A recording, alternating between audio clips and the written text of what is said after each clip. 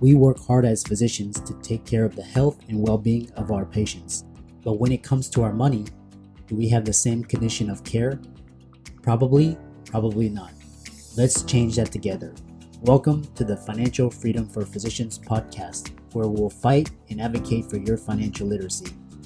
As always, I'm your host, Dr. Christopher Liu. Thanks for being here.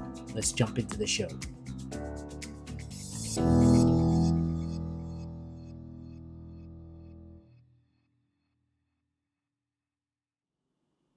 Hey guys, I want to welcome you guys to the Financial Freedom for Physicians podcast. We've got a great episode this week. Before we begin, please hit the subscribe button as well as the notifications bell, and be sure to like, comment, and share if you like this episode. And we'll get into this week's sponsor and show. This week's episode is sponsored by CityVest. CityVest has quickly become the most popular and best way for doctors to invest in top-performing real estate private equity funds that are usually reserved for institutional investors. This unique access to investing in these institutional funds is available for the first time ever through CityVest's easy and secure online investment platform.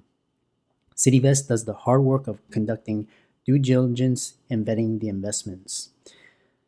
They even get a third-party due diligence report that is posted on their website. As a result of aggregating a several $million investment amount into their access funds, CityVest gains access to investing in the institutional investment and is able to negotiate better investment terms such as a 12% preferred return. You can check them out at cityvest.com or go to the link in the show notes below. Now on to the show. Welcome everybody to this week's podcast episode for the Financial Freedom for Physicians podcast. And I'm your host, Dr. Christopher Liu. And my mission is to empower physicians to achieve financial independence and financial freedom early on so that they can practice medicine on their own terms as opposed to having to practice. So I tout 4 types of freedom. The first is financial, second is emotional, time, and location freedom. And my mission is to bring guests that are doing innovative, creative things outside the box and to show you what's possible so that you can design your best life in your business, finance, career, family, and relationships. So without much ado, we'll bring on this week's guest. So welcome everybody to this week's podcast episode for the Financial Freedom for Physicians podcast. And I'm your host, Dr. Christopher Liu. And as you know, the mission of Financial Freedom for Physicians is to empower physicians to achieve financial independence so that they can create their best lives and practice medicine on their own terms because they want to. And so what I do is I bring guests that are doing very interesting things, very creative things, just very novel things.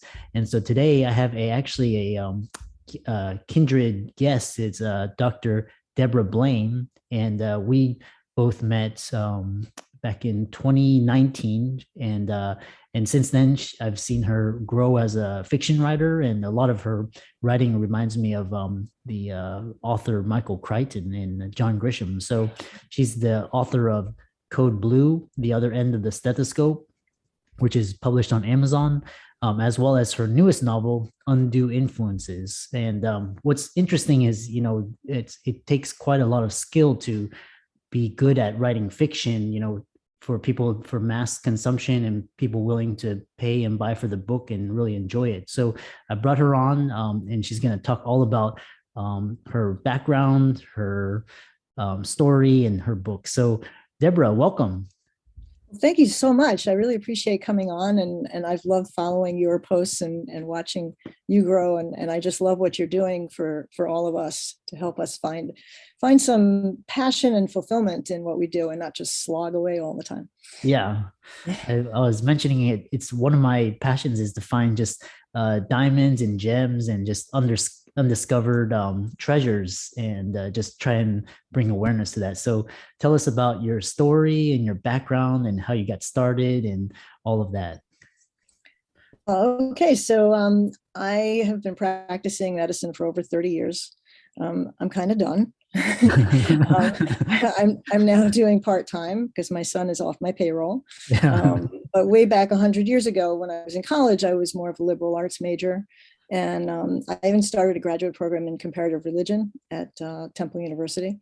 And then I think I just caved to the pressures of my family because the only thing that was really acceptable for me to be was a doctor, lawyer, or engineer. So Same be that here. as it may, yeah, right.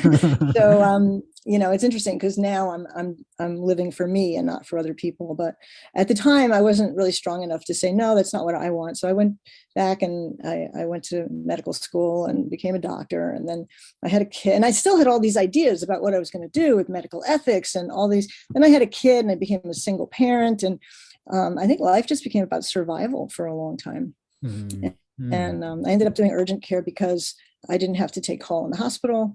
I didn't have to, be getting up at the crack of dawn to go round on patients or coming home late. I had sort of regular hours, and that's what I needed for my son.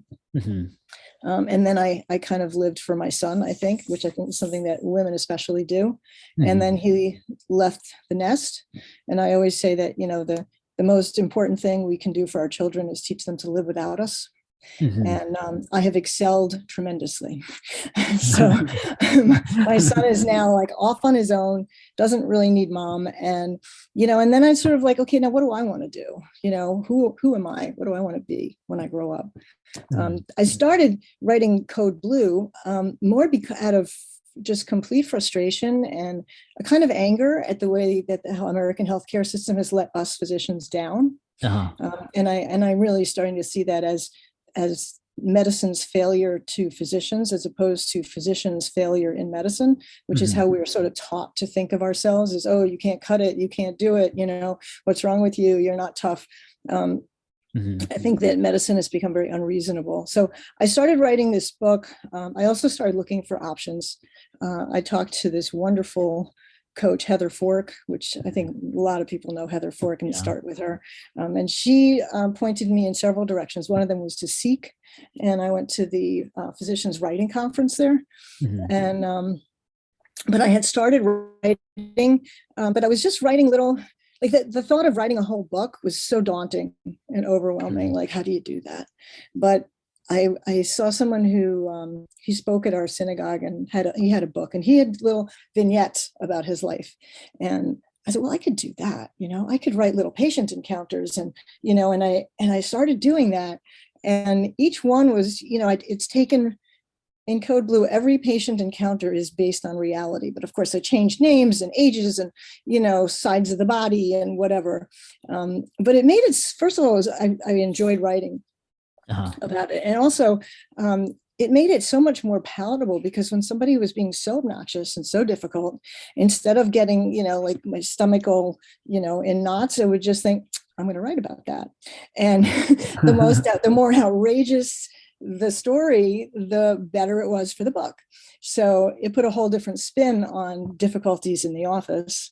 And then I went to Seek, and I met this guy, Rich Krivolin, who's he's actually a screenwriter. He's retired faculty from University of Southern California.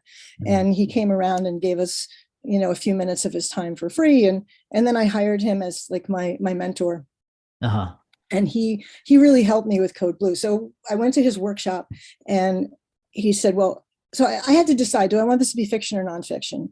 And I didn't want it to be nonfiction, because then I could be liable, like, well, what office are you working in? And what are you saying about our office? And what are you saying about our practice?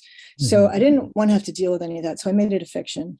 And as a fiction, then you need a plot. You need a hero, you need a villain, you need obstacles, you need, like, there's all these things that you need. And so that's where Rich came in. I worked with him for probably 6 months, and he taught me so much about how to write in a way that was compelling.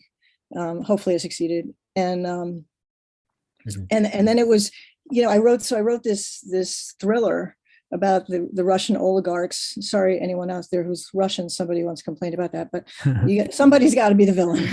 So anyway, they hack into our EMRs and they steal information and they use it to extort millions of dollars from the patients, and then they murder them.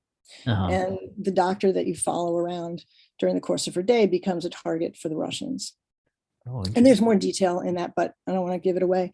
But and at one point, I was told, you did such a great job with this thriller part. You don't really need all that office stuff.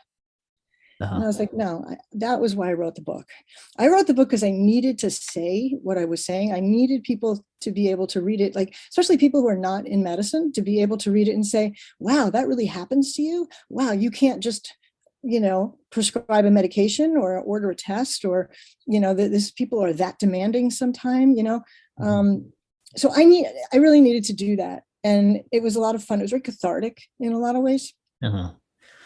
So after that, I looked at the book and I said to myself, I said, I don't like what I'm doing. I hate my life. I hate my day job. And I don't want to do this anymore. And that was really, a lot of your posts are about authenticity. And, and that really kind of brought it home to me that, why am I doing this? Why am I spending day after day after day doing something that not only doesn't resonate with me, but I'm suffering from it? So I left. I took 11 months off. I became certified as a coach, and I do coaching, and I want to kind of ramp that up a little bit. And then and I started working on the second book because I discovered I really like to write. Yeah. And then the pandemic happened. And all I could think of was my grandchildren asking me one day, so Grandma, what were you doing during the pandemic? And I saying, oh, I had taken off. And I felt sort of embarrassed by that. So I went back part-time because I wanted to help out. I'm completely over that now. I did my assistance, and now I'm looking more in a permanent fashion to get off the hamster wheel. But then so for me, when I write a book, and I think the second book is so much more polished and mature, I just feel like I grew as a writer. Yeah. And my second book, I only started with three things. I had an opening scene in my head because Rich taught me that you always want to start with something that grabs the reader, that pulls them in. And you also want to make your reader care about your characters. Like, it has to be like, why should I care what happened to this kid, Joshua? Who cares? Who's Joshua? So I had this opening scene in my head. I knew I wanted to do something with the flower, the devil's breath, which is Vice called it the scariest drug on the world. And I kind of knew where I wanted to talk about extremism in this country. And because I'm very much a moderate. I mean, do you remember, Chris, what was the time we could have gone out and, had a whole heated debate over political things. We could have disagreed on everything. We could have argued, and I don't win. You're not taking it into this account. And then afterwards we could say, okay, where are we going for lunch? Yeah. Right? Yeah, because exactly. That was like, okay, so we don't agree. So what? Yeah. But something has happened in our culture, and nobody can do that anymore. And there's nobody listens to each other. Nobody respects each other if they have a different opinion. Yeah. And so that was what I wanted to write the book about. And then, but I didn't have, like in the first case, I had an outline because Rich made me do an outline. In the second case, I didn't really have an outline. I didn't know exactly where I was going. And when I finally realized I couldn't solve the problems of the world in one book, then I was able to kind of close it up. And I'm writing a sequel now. Okay. And so my goal is really to write and to do more coaching. And so I coach medical professionals, but I also am starting to coach writers, and not for tips and things. I can't, writers are like disenchanted physicians, very, very supportive of each other. And somebody wants some tips on characters or, things like that. I can't charge them for that. But if somebody wants me to follow with them as they write their book, and means I have to read their stuff and we talk about it, that I would have to charge for because it's a lot of time. Yeah. So that's the other thing I'm starting to do, and I'm starting to increase my coaching practice. And I am determined to be out of the clinical sphere in the next 12 months. Nice. Because I'm just done. Like I had 2 days back to back where I saw, I mean, so I'm doing urgent care. I mean, it's like, they want you to see 7, 8 patients an hour, Mm, and they're not all nose swabs, yeah. And I just asked myself, because I talk to myself all the time. I asked myself at the end, I said, have you had enough yet? Hmm. And I realized there was like two parts of me. There was the part that said, yes, I've had enough, I want out. And there's that other part that was like, no, I can do it. I'm tough, I can do it. I'm strong, and I'm like, no, who's talking here? That's not, Yeah. and I realized the reason I'm still doing clinical medicine is because some part of me still sees myself as a clinician. And so I'm really working on a transformation of sorts so that I can get out and be productive and be lucrative and help other people like you do. like all of us. So but what's interesting is I like your journey where you're just using creative writing as an outlet, like John Grisham. When I was reading his bio, he was doing it, and all of a sudden he has his first bestseller. So, and what's interesting is that a lot of people think creative writing is just scattered and all of this, but there's actually a structure to it, and there's actually plots, and there's how to write. So that's quite interesting and compelling. So, and what sort of resources did besides mentoring and coaching did you take advantage of to help write your book, and how can physicians who are interested in creative writing start? So as far as researching my topics, so I use the internet a lot, which is like, something John Grisham might not have had, been able to avail of himself of 30 years ago, at least not as easily. But researching the devil's breath flower and where it grows and what it does and who used it and what did they mix it with. So, and what else was that drug used for in this country, and that the Nazis used it for. So that stuff is, whatever was available on the internet, I was able to grab and incorporate. What was your other question? What did I think I've always enjoyed writing. I had a professor in college, an intellectual history professor, and he was fabulous. And one of the things he used to do with my papers, though, was he used to like draw lines through it. It used to break my heart. It was, like Occam's razor. Like, you don't need this. You don't need this. But I love that paragraph. I love that sentence. And it, but he got me over that idea. And I think it's something that a lot of writers go through, is like, you write something and now it's yours and it's your baby and you don't want to get rid of it. But it gets easier, to say, okay, I really like that, but it doesn't add, it's not, it's kind of taking things in a different, I'm not focused with that. And what I did sometimes was I would take that piece, and I had a whole folder on my computer that was like bits and pieces. I think I called it bits and pieces. And I would put stuff in there that I wasn't ready to part with. Like, I might want to use this sometime. So the beauty of having, doing software, like have a Word document, like a Word program, is you can save it. You can save it forever. but it doesn't belong in your book right now. Yeah. And Rich taught me things like, how do you keep suspense going? Like he taught me never to end a chapter in a soft way, like where you feel like you're done for now. Like, always end a chapter with a question. Always end a chapter wanting your reader to wonder, okay, what happens next? And then flip the page, and so that they keep on reading, and so that each at the end of everything is still getting you to want to read more. Yeah. And the other thing is, I think that characters, and I don't really know who taught me to do this. I think I just did it, but I become my characters when I'm writing, like, and each character is different. So maybe I'm a little schizophrenic and that's why I can do that. But it's like, I sort of enter that character and their persona, and then I can talk the way they talk, or I can think, oh no, they wouldn't do this. I have one character in Undue Influences who, it's like, I wanted things to go one way, and the character told me, no, I didn't do that. And it was, and then it was it took me till almost the end of the book to get that all worked out, because, that character was now in trouble for something that the character said that they didn't do.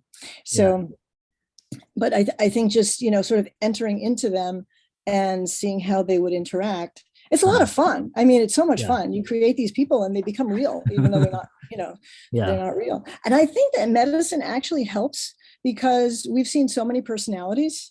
And we've seen so many, how people have had to deal with things and why, and what their strategies, their coping strategies are. And we can draw from any number of those and create a whole person around it. Yeah. I love, sometimes writing is just, it's therapeutic, it's cathartic, it's very productive, and just writing serves so many different purposes. So, one question I had is, how do you know, is it a feeling when you're at the end of the book? Is it, is it something the book you planned ending, or is it just sort of something, it's like you sort of like a project and you sort of feel, it's tie up loose ends and, that's the completion? I'm just curious for my own sake. So I think it's really important. I've been reading like masterclass stuff, and they tell you, you make a promise to your reader that you're going to answer certain questions. You better answer the questions. My first book, I knew exactly how I wanted it to end. Like I had the last sentence of the book. My second book, I had no clue how it was going to end. And when I finally got to it, because I had to get somebody out of trouble, and it was like, oh yeah, that's perfect. And I was really happy with that ending. It's just, I think that it's really important though, that you can kill off people, but you have to give the reader a feeling of things ended in a good way for them. Like you don't want them to be so disappointed, like Game of Thrones, season 8. I don't know.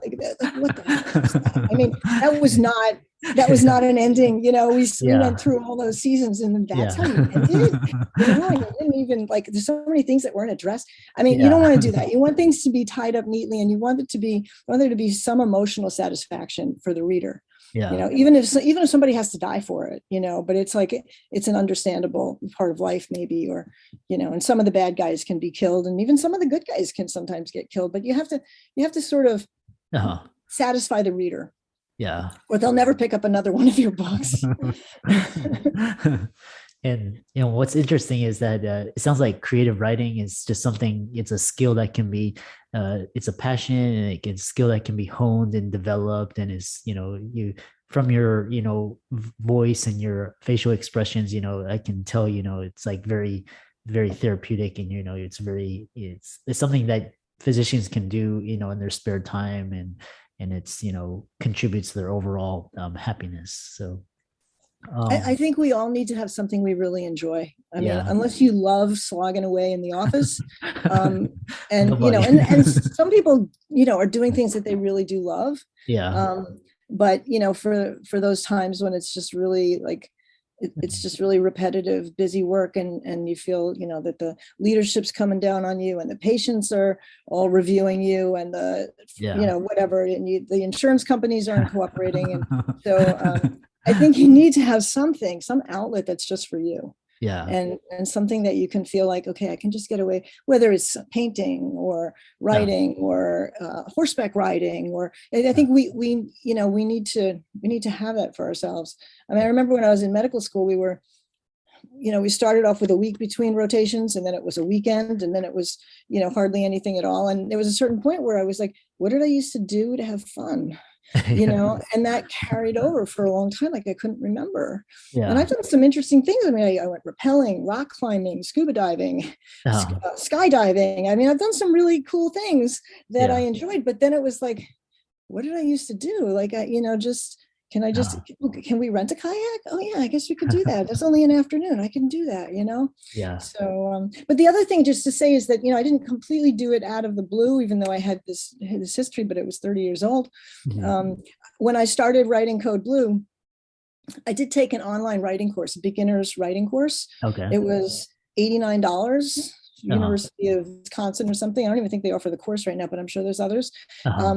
And it was like 2 lessons a week for 8 weeks or 12 weeks. It was the best $89 I ever spent. It was just sort of a review of grammar, of how you write things, like how do you, you're not supposed to change voice in the middle of a paragraph. Okay. If I'm writing a paragraph and you're speaking, then I have to make a new paragraph for somebody else to speak. Otherwise it's confusing to the reader. So things that I had never thought about, but it just gave a lot of those little things that were really helpful. Wow, that's quite interesting. Yeah, I'll be sure to look that up and put the link in the show notes. So what are you working on now? I know you mentioned coaching, you're thinking about your next book, and let the audience know, how they can contact and reach you. Oh, sure. So you can contact me through my website, debrablaine.com. I am writing a sequel to the second book because, as I had discovered, I can't solve the problems of the world in one book. I can't solve the problems of the world in 2 or 3 books, but I kind of came to a closing state, and now I'm moving on. This next book takes place about 12 or 13 years in the future. And so I'm doing that. I'm thinking about getting into medical writing, but I'm also considering just really developing my coaching practice and focusing on writing. So this time around, I used the same publishing company, Warren Publishing. And this time around, they've got some new people doing marketing. Okay. And so I have a lot of hope for that. So, and I got myself into a couple of cool bookstores, and nice. I'm going to do some, speaking events, which, everything got shut down during COVID. So that was kind of tough. And I'm finding that the second book is helping sales of the first book. And I feel like if I could get 5 or 6 or 7 books out there and a coaching practice, then I could say sayonara to clinical check out. So, yeah. Well, that's wonderful. It's great to see your progression since 2019, and I know you had some book signings. So I know once this pandemic is over, all these in-person events, So I think your practice and your writing is going to take off. So thank you. Yeah. Any last parting words of wisdom before we say bye? I would say, like, if you're interested in writing, you should write. Yeah. And don't let it intimidate you. And don't necessarily think about writing an entire book. It's not going to happen in an afternoon. And don't even think about the whole project at once. Think about doing parts of the project. And don't edit while you're writing. Like if you write a paragraph and say, oh, that's not exactly the word I meant, then you just bog yourself down. You won't get anywhere. Just, they call it a word dump. Just write whatever comes to mind. And then later you can go back and edit it. Sometimes I'll put things in red.